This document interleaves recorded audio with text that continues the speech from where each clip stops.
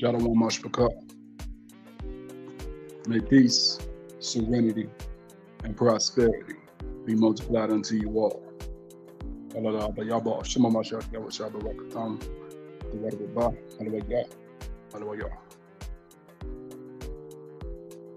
to give a few seconds for those who are going to step into the live stream to go ahead and step in.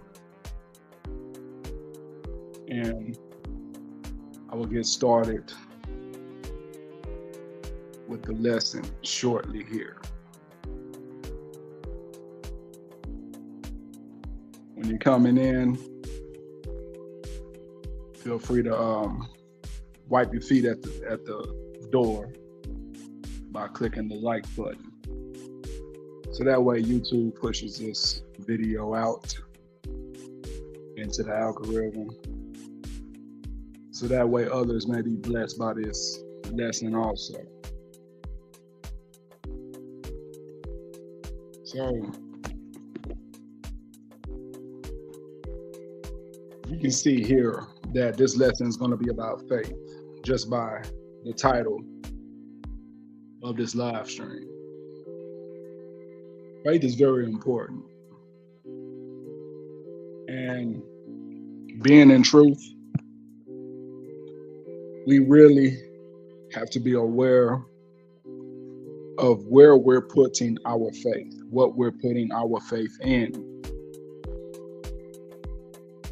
Because at any given moment, right, any given moment, we can be putting our faith into the Father, or we can be putting our faith into the adversary.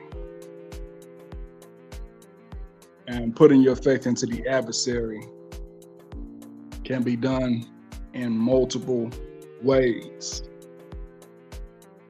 So we got to be sure that our faith is directed in through the right channel. That way, we're prosperous and we remain pleasing to the Father. I'm going to go ahead and start off.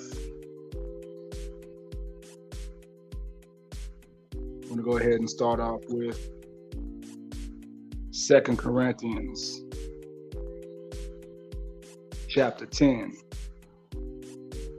starting at verse 3.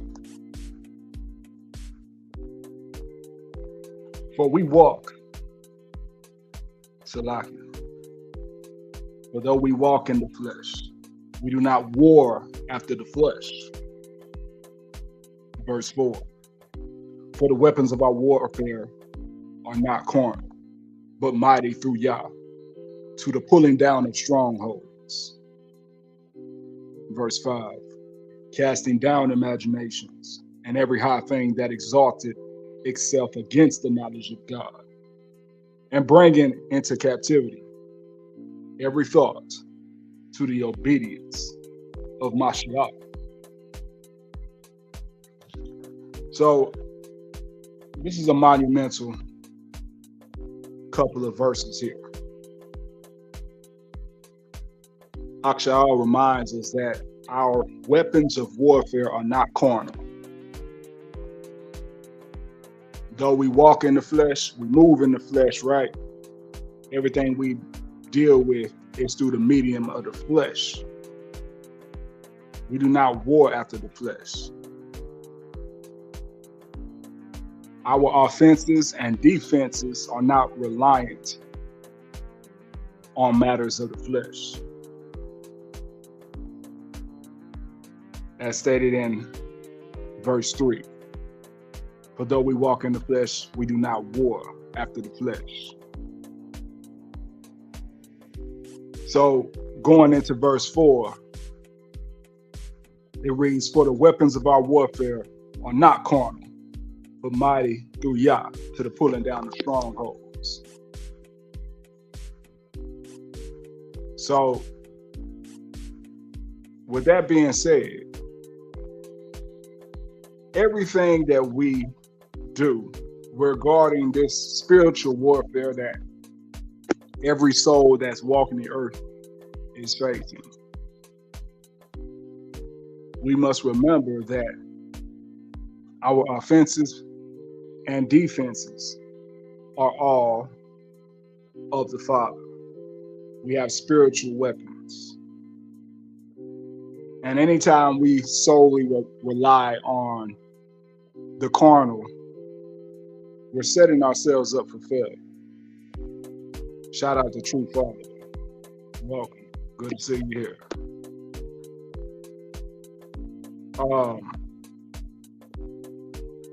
We see that these spiritual weapons are mighty through Yah to the pulling down of strongholds. So that means we have no excuse. If we're directing this faith, because this faith that this whole lesson is revolving around, this faith is a foundational element of these spiritual weapons. Mashbuka. Yes. Because see, if we don't know how to use these spiritual weapons, or we're just completely ignorant of them, like those in the world, anytime they're facing something, any type of challenges in their lives, which at the end of the day are all spiritual, they go to matters of carnality, whether it be practical information or practices of New Age spiritualism, which is also carnality, or they resort to motivational content, inspirational content, philosophies of man. All of that is carnal.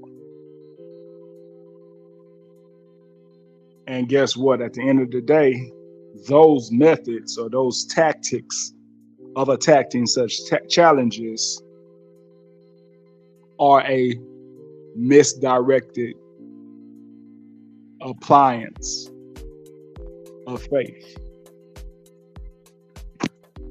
One is putting faith in the matters of Hasatan versus the matters of Yah. One is putting their faith in the matters of men rather than the matters of Yah. So once we have this understanding that our spiritual weapons are strong enough to pull down strongholds, we use them accordingly. Verse 5, 2 Corinthians 10:5. Casting down imaginations and every high thing that exalted itself against the knowledge of Yah, and bringing into captivity every thought to the obedience of Mashiach. So what is Akshaul telling us here? So casting down imaginations, that goes back to your own understanding. That goes back to how you view a situation. That goes back to optimism and pessimism. Where's your optimism? Is your optimism rooted in matters of carnality? Things that you can see, touch, taste, smell, and hear? Or is your optimism on the promises of Yah and what he's told us and what he's been telling us through our holy manuscript? Yeah, you can be optimistic. One can be optimistic all day and still be moving like a devil out here. Yeah. Is that optimism in idol gods? Is that optimism in yourself solely, making yourself a god? Where is that optimism? Yeah, you may know about pessimism. You may know that being pessimistic is detrimental, but where is that optimism? Where is it coming from? Where is it going to? Is it going to Yah, or is it going to matters of Hasatan? See, that's the differentiation. of one being optimistic and pessimistic. We know that pessimistic is just going to lead to Hashatan one way or the other.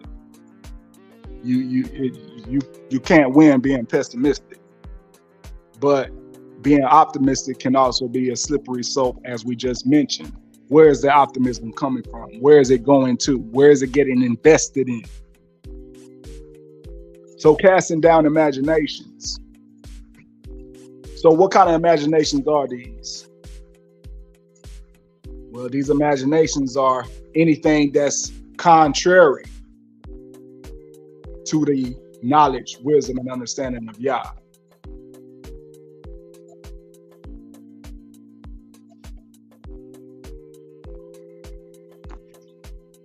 Yes, sir. All facts there, true follower. All facts. So we know that if our optimism is rooted into the faith of Yah and what Yah has been telling us, right, and our obedience. Let me stop right there. Obedience is the primary ingredient before you can exercise any type of faith. Yeah, we must be obedient. So if we have faith in the word of Yah, we must also be obedient to the commands. Because there's plenty of people out here, and you all may know of some of these people, who have all the faith in the world toward Yah. They are strong believers in Mashiach and the Father. But they don't do too much of what we are told to do. They believe wholeheartedly. Some of them are self-proclaimed prayer warriors, but they're not obedient like they should be. But their faith, they have that faith though. That's a prime example. We all know somebody like that, or some people like that.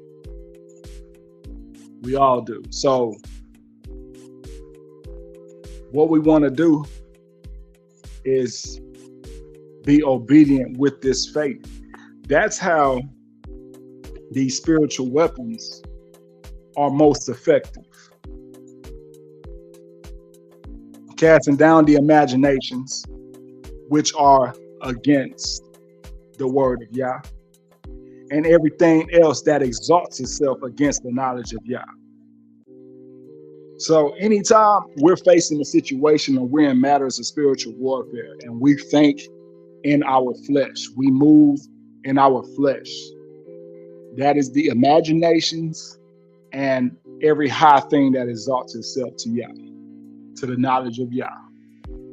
And see, this is how we know that obedience is a key factor, because once Akshal states this, casting down imaginations and every high thing that exalts itself against the knowledge of Yah, and bringing into captivity every thought to the obedience of Mashiach. See, that key word there, obedience. Obedience. That's the foundation of it all. We can't be hypocrites out here. We must be following the scriptures. We must be doing what the scriptures tells us to do. So remember that when you're exercising this faith. Remember that. It's not about what you think solely. It's not about what other routes you go, because none of that is the true faith of the Father if it's not in line with what the Father says for us to do, and if you haven't been obedient to the word. Now, with casting down imaginations and bringing every thought to the obedience of Mashiach, where does the faith come in? Well, faith, you can see that as the ammunition to these spiritual weapons for both offense and defense against the spiritual attacks that we may face, the opposition, the spiritual opposition that we may face, right? So in Luke chapter 17, verse 6, Hamashiach tells us, I'll go ahead and read it here. And the Lord said, if ye had faith as the grain of a mustard seed, Salakia, of mustard seed, ye might say unto this sycamore tree, be thou plucked up by the root, and be thou planted in the sea, and it shall obey you. So that faith, all we need is just a little bit of faith. A little bit of faith that's rooted in the right direction. Right? We just need a little bit of faith to truly use these weapons of spiritual warfare. For them to be effective, we just need a little bit of faith. Just a little bit. And Mashiach tells us that little bit of faith, is strong enough to uproot a whole tree out of our path. That tree representing any type of obstacle or challenge. That little bit of faith is strong enough to remove any type of obstacle or challenge in our path and cast it as far as into the ocean, metaphorically speaking. So, if we have the faith, and the faith is directed to the appropriate channel, being the Father, being the Word of Yah, and we're obedient to the Word, we're just that much more powerful with the utilization of such spiritual weapons. Hey, prayer is a spiritual weapon. Meditation on the Word, specifically the commandments, is a spiritual weapon. And not to mention the armor of Yah that Akshaul stated to us, right? The sword of the Spirit, the boots of peace, the belt of truth, the breastplate of righteousness, the helmet of salvation, and above all, the shield of faith. This is all spiritual weaponry, offensive and defensive. So let's get a further breakdown into this faith, right? In Hebrews chapter 11. And I'm going to read starting from the top. I'm going to be in Hebrews chapter 11. Now, faith is the substance of things hoped for, the evidence of things not seen. For by it the elders obtained a good report. Through faith we understand that the worlds were framed by the word of Yah, so that things which are seen were not made of things which do appear. Verse 4. By faith Abel offered unto Yah a more excellent sacrifice than Cain, by which he obtained witness that he was righteous, Yah testifying of his gifts, and by he being dead yet speaketh. By faith Enoch was translated, that he should not see death, and was not found because Yah had translated him. For before his translation, he had this testimony, that he pleased Yah. There goes that obedience again. There goes that obedience again, the matters of obedience. Primary with the faith. Faith and obedience makes a powerful weapon, Mashpaka. Faith and obedience makes you spiritually powerful, Mashpaka. Verse 7. Salaki. Verse 6. But without faith, it is impossible to please him. For he that cometh to Yah must believe that he is, and that he is a rewarder of them that diligently seek him. So it says, without faith, it's impossible to please him. So guess what's a part of that faith? Why do I keep reiterating obedience? Right?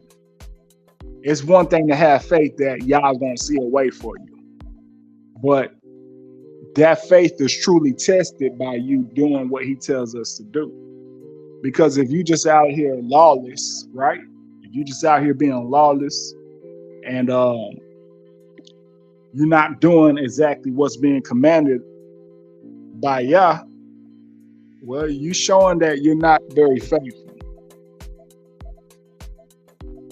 That's where it becomes a conflict of interest or hypocritical for those who understand having faith, but their actions don't represent that faith. Because we see here in verse 5 that Enoch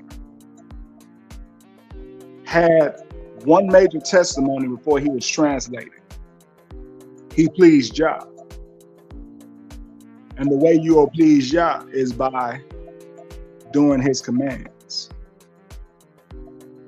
So that's the catalyst to get all of this spiritual warfare to work powerfully in your favor. Obedience.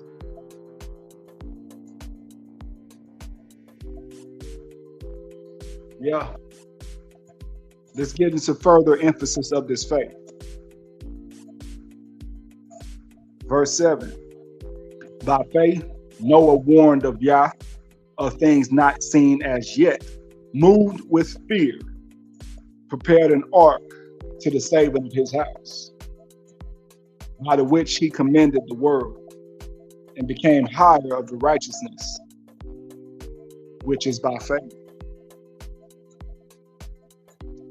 So what was the primary factor here with Noah? Noah was obedient. Yah spoke to him, he listened, and he did it. He did exactly what he was instructed to do by Yah. There goes that obedience again. Verse 8. By faith, Abraham, when he was called to go out into a place which he should, after receive for an inheritance, obeyed. He went out not knowing whether he went. So again, obedience, he obeyed. You see that again right there, he obeyed. Obedience is the primary catalyst to make the weapons of our warfare powerful. Yeah, you need faith, but you need that obedience to back the faith, because obedience is the primary show of faith. It's the primary way to please the Father. So we see the example of obedience through Enoch. We see the example of obedience with Noah. And now we're seeing the example of obedience with Abraham. Their obedience solidified their faith. Verse 9. By faith, Abraham, he who they speak of as Abraham, by faith, he sojourned to the land of promise, as in a strange country, dwelling in tabernacles with Isaac and Jacob, the heirs with him of the same promise. For he looked for a city which had foundations, whose builder and maker is Yah. Verse 11, through faith also Sarah herself received strength to conceive seed, so many as the stars of the sky in multitude. Oh, Salaki. I misplaced my reading there. Let me go back and read this again. So this is Hebrews 11, verse 11. through faith also Sarah herself received strength to conceive seed, and was delivered of a child when she was past age, because she judged him faithful who had promised. Verse 12, therefore sprang there even of one, and him as good as dead, so many as the stars of the sky in multitude, and as the sand which is by the sea shore innumerable. These all died in faith, not having received the promises, but having seen them afar off, and were persuaded of them, and embraced them, and confessed that they were strangers and pilgrims on the earth. So it just reiterated the very first definition of faith, which was at the top of this very chapter of Hebrews 11. That was Hebrews 11, verse 1. Now faith is the substance of things hoped for, the evidence of things not seen. Yep. So, again, where is this faith of yours being directed to?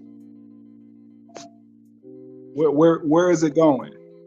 What's backing this faith? Is Yah backing it, or is Hashatan backing it? Because as we see here, there's a difference. One can have all the faith, they can proclaim all the faith of Yah by the word of mouth, but the actions say otherwise.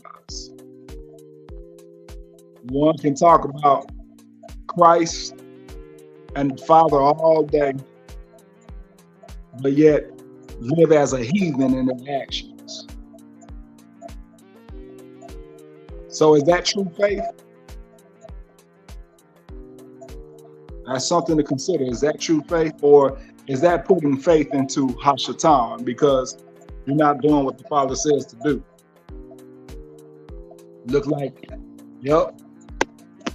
It looked like that faith is being misdirected into wickedness instead of the righteousness that one may proclaim when they have all of this verbal faith that many claim to have, especially those who are lukewarm in the faith. Those who are lukewarm or double-minded. Yes, you see this type of faith in the double-minded as well. Oh man, it runs amok with the double-minded. They proclaim all the faith of the Messiah. They proclaim all of the power of Yah, right? They speak it. But when you look at how they're living, all that faith isn't adding up. They want to dabble with Hashatan over here, and then they want to run back and try to be about the Father's business after they done dabbled and got filthy with Hashatan. That's not faith. That faith is in Hashatan because the actions prove the actions are the grand denominator. The actions prove where one person stands. It's not about what they speak. No. It's not about what they speak. It's the actions. The actions tell it all. So this faith must be backed with obedience, as we saw in Hebrews chapter 11. In the segment I've read, that was 1 through 13. Just that portion was potent enough to back the other precepts. So now let's talk about the opposite of faith, right? And we're going to close it out here. I'm not going to be too long with this live stream, but let's talk about the opposite, the contrast of this faith and obedience. We can see all that in Revelation chapter 21, verse 8. It reads, "But the fearful and unbelieving, and the abominable, and murderers, and whoremongers, and sorcerers, and idolaters, and all liars shall have their part in the lake which burneth with fire and brimstone, which is the second death. So, again, faith. How much? How little? What kind? Etc. When we're casting down these imaginations, a lot of these imaginations that we have to cast down are imaginations of fear, right? And doubt. Fear and doubt are primary weapons that we must defend ourselves against. They're weapons of wickedness. They're weapons of spiritual wickedness that attacks every living soul. Every living soul. Those two weapons of spiritual wickedness attack us every day. And we see here that fear and doubt were the top two listed in this precept. This whole precept started off, but the fearful and unbelieving. So those who have a lot of fear in their heart, they're fearing matters of this world and matters of wickedness over matters of Yah and his business, they were listed first and foremost. We can't be fearful out here, Mashbaka. Being fearful is a sin. When it's all said and done, being fearful of anything other than the Most High is a sin, which will lead you to hell.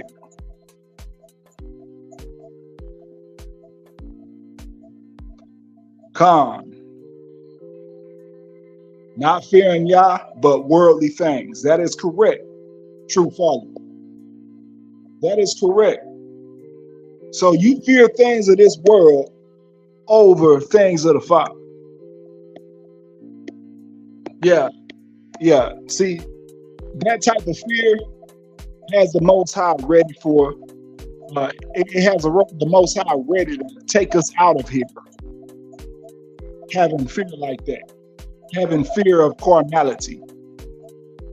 Fear of anything other than Yah. So this is why we must exercise. We must exercise 2 Corinthians chapter 10, verse 5. Casting down imaginations and every high thing that exalts itself against the knowledge of Yah, and bringing into captivity every thought to the obedience of Mashiach. So fear and doubt are imaginations that exalt themselves against the knowledge of Yah. Yes, Mashbaka. Fear and doubt are in opposition to the knowledge of Yah. Because if we had the knowledge of Yah and we had the faith in the knowledge of Yah and his power, we would strike down matters of fear and doubt. We would know better, but there's many people who don't know to do this. They give in to fear and doubt. And going back to Revelation 21 and 8, the fearful and unbelieving shall have their part in the lake of fire and brimstone. They're the first two listed. They're at the top of the list. And then it goes to the abominable and murderers and whoremongers. So the abominable. Let's talk about what an abomination is. Let's put some clarity on an abomination. So we see the word abomination all throughout the Holy Text, especially when Yah is describing his dislike for something.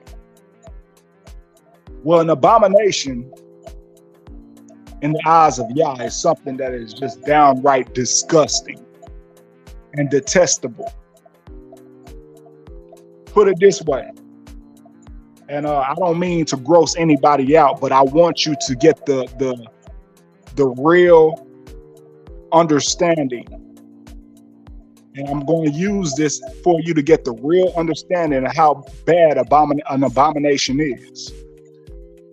So to the eyes of Yah, an abomination is just something that's disgusting, detestable, despicable, gross. Well, to give you a further understanding, Mashruka, think of an abomination as a feces sandwich. Yeah, that's an abomination. You won't even want to touch that. A feces sandwich. You wouldn't even want to touch that. You wouldn't want to be nowhere near that. That's how bad an abomination is, Mashruka.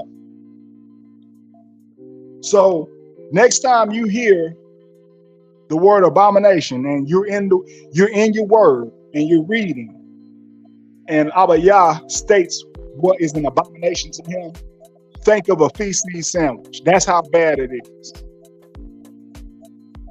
That's how bad it is. The abominable and murderers and whoremongers. So murderers, those who kill the innocent. Those who kill without justified cause, without righteous justified cause. The wicked, they're also in that list.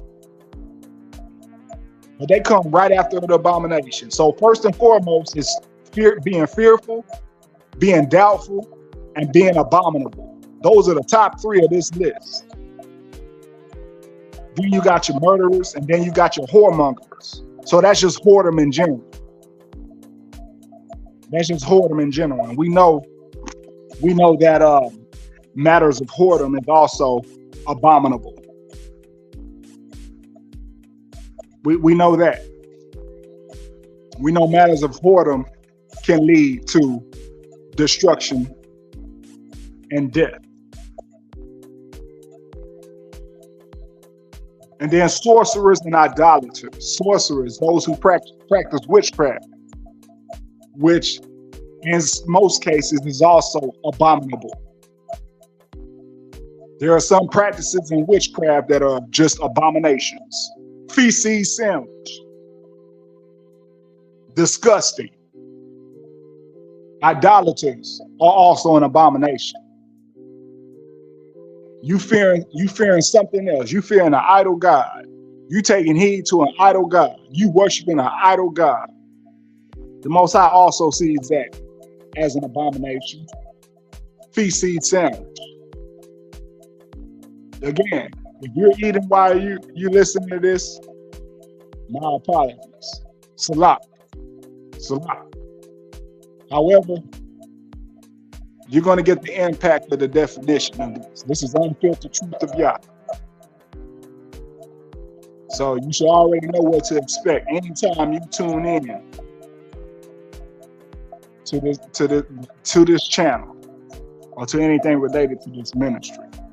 We keep it real. We keep it a buck. We keep it 100.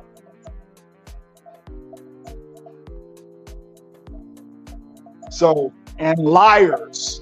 Lastly, liars. Liars is also within that list of souls that will have their part in the lake of fire and brimstone. So these are major descriptions of what's opposite to the faith and knowledge of Yah. Fear, doubt, abomination, murder, whoredom, sorcery, and idolatry, along with lying. This is no game, Mashruka. It's no game at all. So we must be casting down these imaginations that revolve around those categories we read here in Revelation 21 and 8. Because these imaginations that we're casting down with this spiritual weaponry, right, that is supplied with obedience and equipped with faith.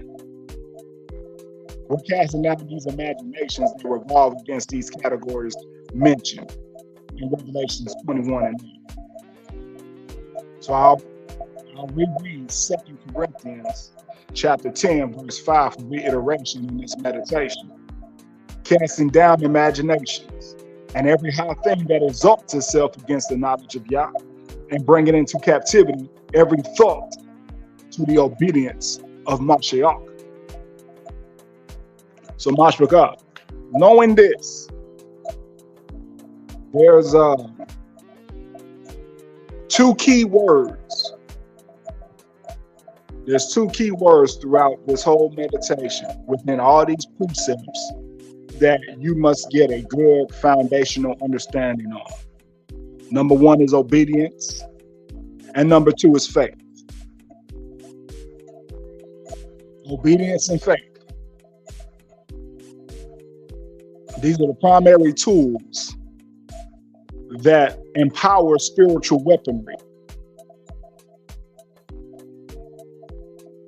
And I would challenge you all to become very familiar with 2 Corinthians chapter 10 and 5, because you will have to utilize this precept almost every day. At any particular time of the day, you will have to utilize this precept. Casting down imaginations and every high thing that exalts itself against the knowledge of Yah, and bringing into captivity every thought to the obedience of Mashiach. Now, if you're listening on the live stream, I do ask that you click the like button, because they're playing with the numbers. They always do this. They always do this with this channel. So please be sure to click the like button when you come in, so that we can be sure that this is getting pushed out appropriately. They don't ever put the right numbers of when I'm on live stream. They always reduce or they hide the numbers of the people who may be in here. So please hit the like button when you're inside. I digress. So 2 Corinthians chapter 10, verse 5, and Luke chapter 17, verse 6. You should make this a part of your daily meditations, because you will have to utilize these precepts at any given time on every day of your life, because spiritual wickedness always attacks with imaginations against the knowledge of Yah. Anytime you're thinking outside of the knowledge, wisdom, understanding, and discipline and power of Yah, you're thinking by your flesh. And when you think by your flesh, you're thinking by your own understanding. Yes, your own understanding leads to the categories mentioned in Revelation 21 and 8. Fear, doubt, abomination, murder, whoredom, sorcery, and idolatry. Your own imagination, your own imaginations, your own understanding, your own mind is of the flesh. And all those things we just mentioned here in Revelation 21 and 8 is of the flesh. It's carnal, it's carnality. So I challenge you all to meditate on those two precepts specifically, and then read the whole chapter of Hebrews 11. I just read the first segment of it, 1 through 13. But on your own time, read the others and meditate on that chapter as well. Read the entire chapter on your own time with the Father, and get a true understanding of this obedience and faith. because faith without works is dead. And we know the works is the showcase of obedience. Yeah. Faith without works is dead. So faith without obedience is just null and void. You must have obedience with that faith. And with that being said, may peace, serenity, and prosperity be multiplied unto you all. Shalom.